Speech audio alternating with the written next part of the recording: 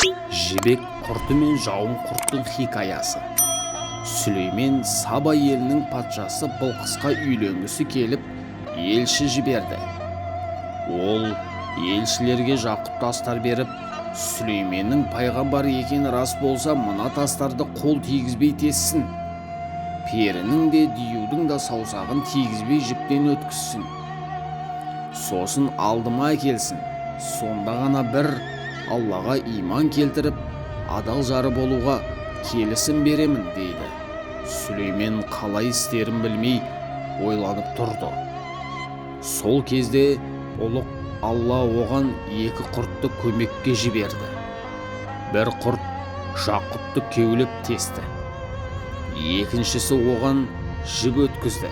Сүлеймен оларға риза болып, не тілейсіңдер, деді.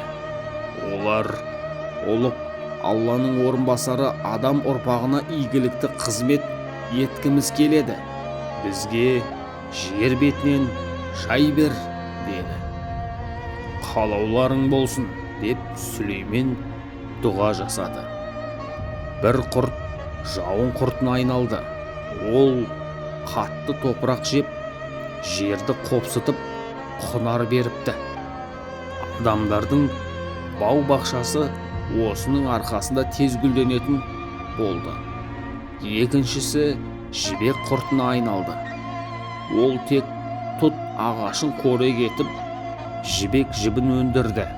Адам ұрпағы содан бастап жібектен киім киіп, сән салтанаты арта түсті. Жібек киімге биттер түспейді екен. Жібек көйлек тазалықтың кепілі болыпты.